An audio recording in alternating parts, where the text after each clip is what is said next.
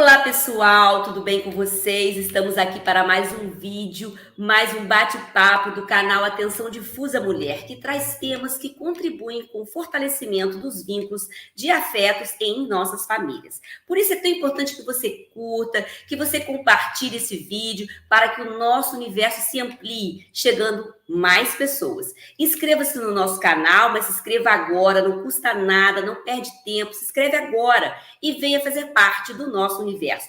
Faça os seus comentários, porque aqui também é o seu lugar de fala. Segue a gente no Instagram, o endereço está aqui na tela, tem muita coisa legal lá também.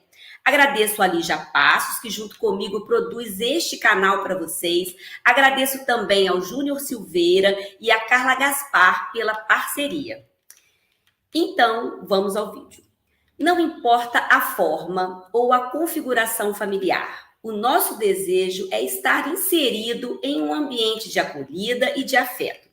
É bom que a nossa vida comece em uma família. É bom que a nossa vida termine em uma família. Mas, às vezes, não é possível. Mas, durante essa jornada, ser cuidado, ser amado, ser educado pode nos fortalecer. Essa tarefa, entre outras, descreve o exercício da parentalidade, que vai além dos laços sanguíneos e além das funções de mãe e de pai.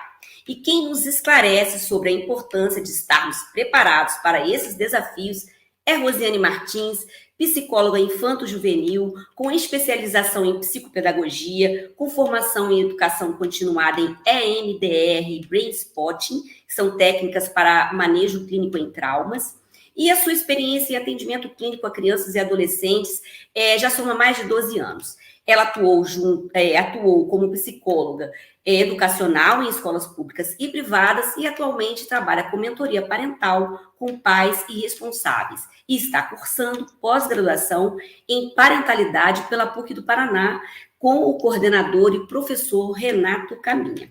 Rosiane já esteve aqui no canal, você pode conferir no final deste vídeo os cards dessas entrevistas super interessantes. Então, seja mais uma vez muito bem-vinda ao nosso canal, Rosiane. Olá a todos, que prazer estar aqui mais uma vez, podendo contribuir mais um pouquinho com esse tema que é minha vida, a parentalidade. Então, como o tema é muito abrangente, nós vamos abordá-los em 2 episódios. Neste primeiro, a Rosiane vai esclarecer sobre alguns conceitos sobre parentalidade e no segundo vai passar algumas dicas sobre o assunto. Vocês não podem perder nenhum episódio, porque está tudo muito bacana. Então, nós vamos começar a primeira parte do nosso bate-papo. Rosiane, a maternidade e a paternidade sempre foram designados a essa função de educar, criar e se responsabilizar pelos filhos. A parentalidade, ela engloba esses termos. Qual que é o conceito de parentalidade e a sua classificação segundo a psicologia? Então, a parentalidade, ela vem trazer hoje uma equidade para as funções parentais. Porque, como foi conceituado, inclusive a partir da perspectiva de Freud na psicanálise, né, função materna, função paterna, isso trouxe também, pelo aspecto cultural, uma sobrecarga à mulher na sua função parental, que era a coisa de mãe, a mãe tem jeito para isso, nesse momento a criança precisa da mãe, e isso, com o nosso modelo sociocultural, sobrecarregou a mulher extremamente, e ainda sobrecarrega. Então, estamos revisitando esse conceito e compreendendo como que uma dinâmica mais saudável, visando saúde mental, podemos pensar uma reconfiguração do que existe, só que a nomeação não é correta, não é justa. Então, quando a gente pensa em parentalidade, a gente amplia, né, esse vínculo, esse círculo da convivência da criança com os adultos que constituem aquele povo, aquela comunidade, aquele círculo de convivência ali. O adulto junto à criança, ele faz a função parental. Então, o gênero, o sexo, né, vai dizer que só a mulher pode fazer tal coisa.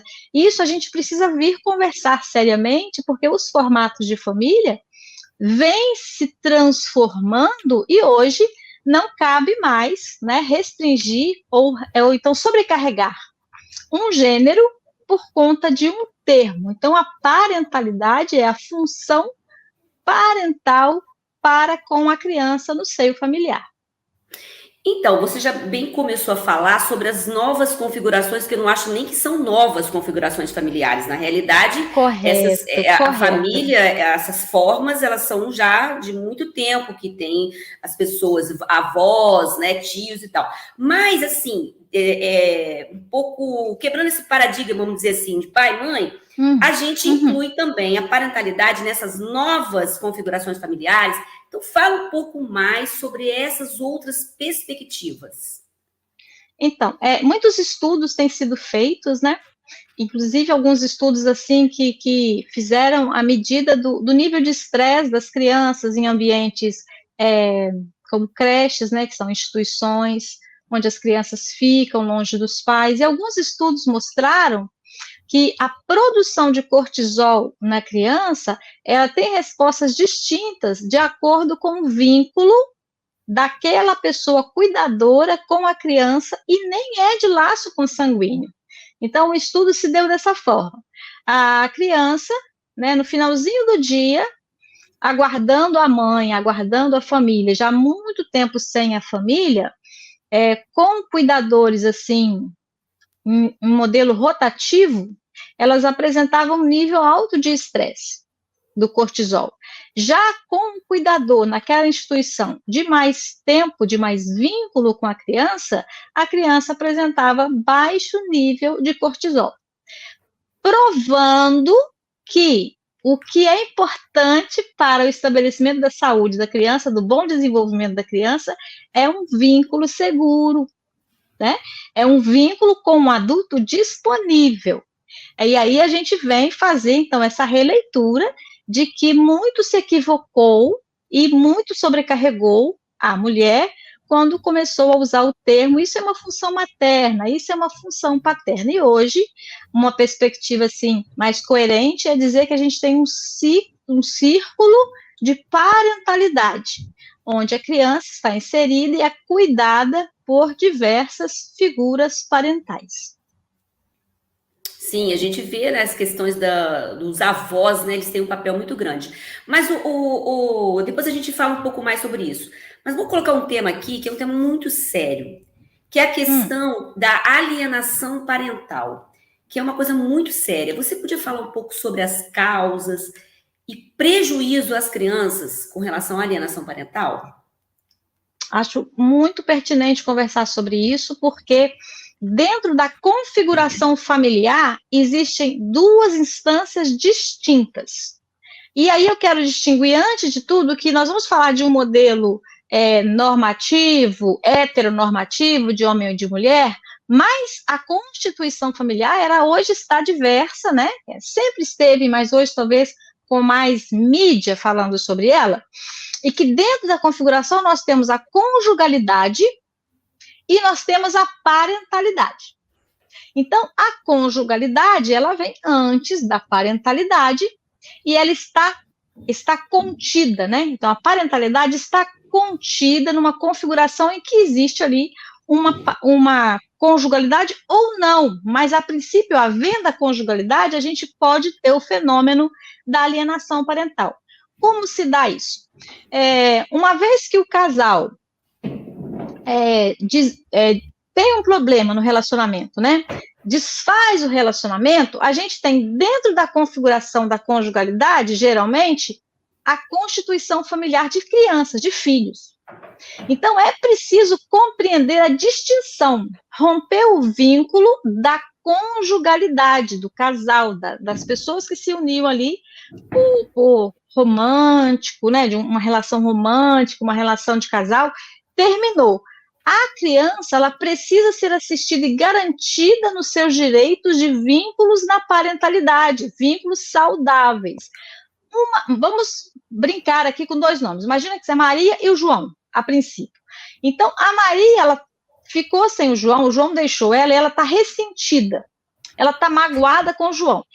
Olha só, o vínculo da conjugalidade está rompido, mas ela está zangada. Então, ela não discernindo isso, ela começa a misturar, né, as instâncias e na relação com a criança dela, ela começa a maldizer esse João enquanto pai, né? Ela pode dizer coisas assim, não, não vá ficar com o papai, ele deixou a mamãe. Isso é alienação parental. E é mais comum do que a gente imagina. Parece que é uma coisa assim que deve passar nem, sem muita crítica, né? E quais os prejuízos para a criança? Isso. Quais os prejuízos para as crianças, Rosiane? Como que a criança fica nessa questão? Ela fica extremamente confusa, né? Um dos aspectos que mais perturba a criança no atendimento clínico diante de quadros de separação do casal é o sentimento de estar traindo um dos pais quando há esse pedido, né? Imagina que um dos pais está pedindo uma criança para fazer uma aliança com ela, uma aliança de fidelidade, uma aliança de você vai gostar só de mim? Então ela precisa se decidir como que ela vai dividir, como que ela vai escolher um e não escolher o outro. A criança não tem maturidade para lidar com isso, com crítica, né, aquele senso crítico de dizer, olha, isso é problema seu como mulher dele. Enquanto meu pai, você enquanto minha mãe, é outra área, não faz parte da minha vida. A criança não tem esse entendimento. Então, o sofrimento da criança está em ela se sentir traindo, em ela se sentir precisando mentir, esconder os próprios sentimentos, né? E é muito importante a gente ventilar esse assunto, trazer esse assunto mais à tona, porque passa de um lugar do inconsciente, né? A própria psicanálise vai dizer que quando há o término de um relacionamento, é um sentimento de perda, então fica uma dor no coração do outro. Mas a gente faz a mentoria parental, a gente faz a orientação aos pais para ajudá-los, inclusive, a discernir esses campos de gostar, esses campos de amar, que são distintos, né? Então, nós não podemos penalizar as crianças na parentalidade por conta de uma relação conjugal que não está resolvida. E essa alienação, ela parte também de repente, outros membros da família também, né? Isso aqui acho que vai Sim, excelente observação. A alienação parental, ela se dá sempre em rede. Porque como é um assunto que fica naturalizado, então, às vezes, imagina que seja a mulher que está com o coraçãozinho doído porque o homem está relacionando com outra mulher, né? Imagina que seja assim. Ela começa a comentar isso, e aí a mãe dela está na reunião em casa com a criança, a vovó. A vovó também fala, a tia, a prima. E os comentários se dão assim porque é comum a gente estar num ambiente e começar a reclamar, o outro fala também, o outro fala também. Ninguém se desperta e fala, gente, como que a criança está recebendo esse assunto? Como que esse assunto está impactando essa criança nesse momento?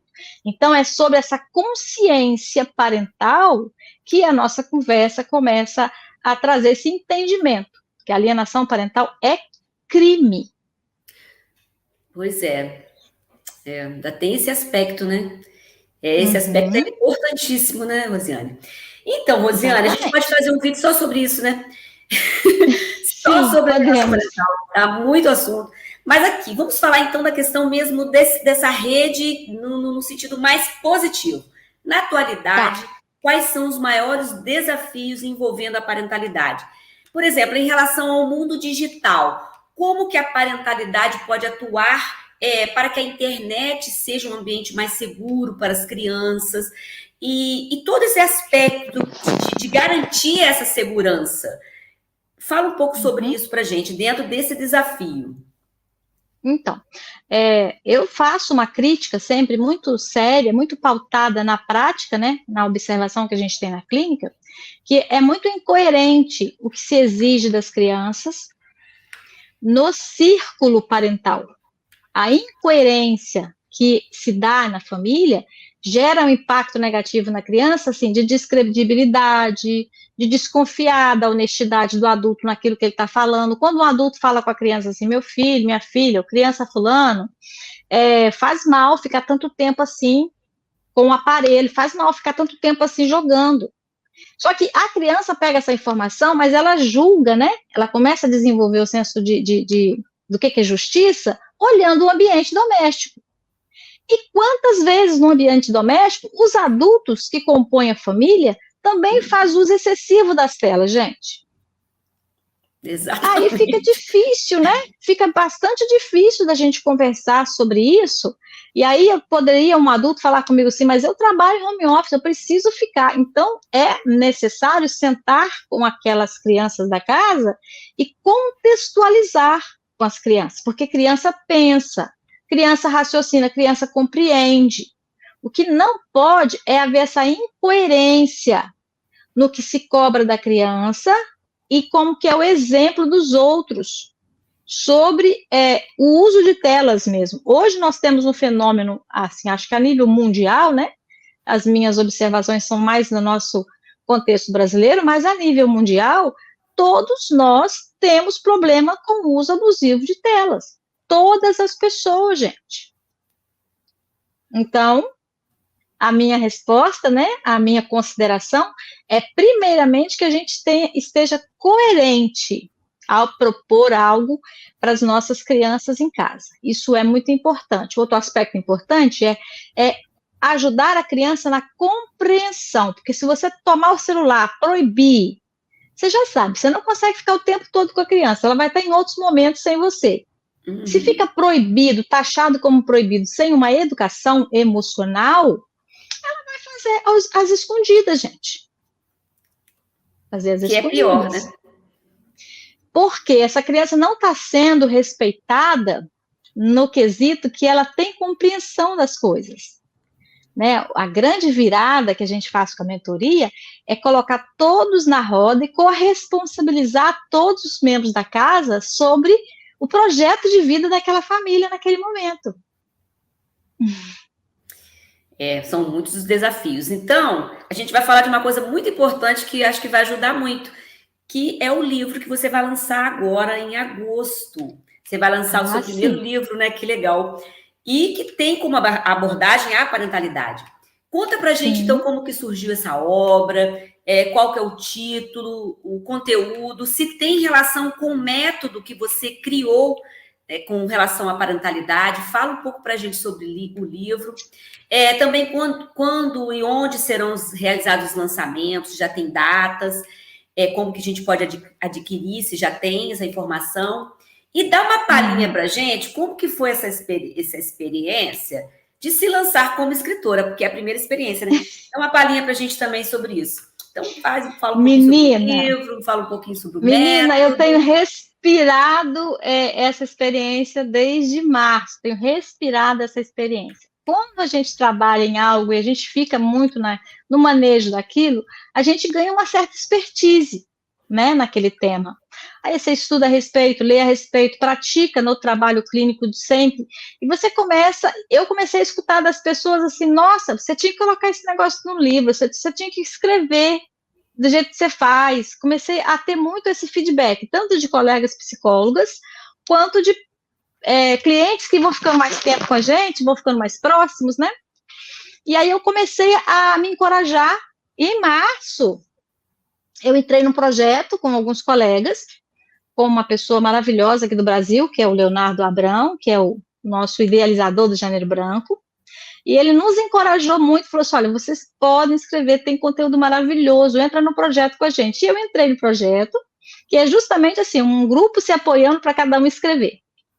E aí eu escrevi o meu livro, que é Dilemas da Parentalidade, que é o conteúdo que eu tenho na clínica todos os dias. São os dilemas dos familiares sobre tá certo fazer assim, não tá certo fazer assim, né? Essa questão, na hora eu fiquei muito nervosa e agi de determinada maneira, e agora, mas eu não sei também como deveria agir, esse sentimento de insegurança, muita culpa. E aí eu fui escrevendo, e eu usei minhas redes sociais para levantar com o meu público como que seria esse livro. E aí eu pensei de fazer como perguntas e respostas. Então, são 25 perguntas e respostas para a família, né, aprender sobre saúde mental na parentalidade. Aí eu levantei algumas questões nas caixinhas dos stories no meu Instagram. Então, tem um capítulo falando sobre o uso de telas, tem um capítulo falando sobre como falar de sexo com meus filhos, Tem capítulo falando de quando o filho se torna adolescente, os pais tomam aquela impressão assim, mas eu não sabia disso antes, e agora como é que eu corro atrás do prejuízo? Tem um capítulo falando sobre isso. Fiz uma escrita assim, muito acolhedora, né? Trazendo o método que eu trabalho na minha clínica, que chama A Descoberta do Mundo Interno, que é o manejo da gestão das emoções que eu aplico com a família sobre, dentro da gente, temos as nossas idades emocionais. Então, dentro de mim eu tenho uma garotinha, dentro de mim eu tenho uma adolescente. E quando eu estou interagindo com meu filho, com alunos, né, acontece muito com professores, ou seja, no ambiente em que o adulto está interagindo com uma criança, vai acontecer de você ter gatilhos emocionais, porque determinado comportamento daquela criança ou situação que você percebe nela leva você para aquele momento na sua história de vida. E ali as emoções embolam, tá? Vem sentimento de injustiça, vem sentimento de humilhação, vem vontade de brigar, de fazer alguma coisa sobre aquilo. Então, eu ensino, né, no livro, e é meu exercício na clínica, o manejo do mundo interno. Então, eu vou fazendo tem algumas estratégias, algumas ferramentas, eu uso alguns instrumentos, né? Eu até tenho aqui os meus bonequinhos de papel, que é super simples, né? Para dizer que dentro da gente, nós não somos em uma, né? Dentro da gente, a gente não é em um. Dentro da gente, nós temos as nossas histórias, as nossas idades, e elas vêm na cena na hora que a gente está interagindo com criança e com adolescente. Sensacional. É isso aí. Pessoal, o título do livro está aqui na barra de rolagem, vocês podem conferir. E os contatos também da Rosiane também, vocês podem estar conferindo aqui com a gente, aqui nas nossas telas. E a gente tem que agradecer, né, Rosiane? Muito obrigada pelas essas suas informações tão importantes para as mulheres e para as famílias, porque as mulheres, elas não estão isoladas, né? Elas estão inseridas também, né, nas suas famílias. Essa é uma das bandeiras. Né? Uma das bandeiras que a gente levanta com a parentalidade é desobrigar a mulher desse lugar de superfardos, né? E chamar todos os adultos para o círculo da parentalidade. A gente pode compartilhar desse lugar com as outras figuras parentais, os avós, os tios, cuidadores. Isso é muito importante. Então, Rosiane, obrigada mais uma vez por estar conosco, tá dando informações assim, tão importantes, tão consistentes, vamos dizer assim, né? Informações consistentes, né? Dicas, conceitos mais consistentes. Acho que isso é muito, muito bacana.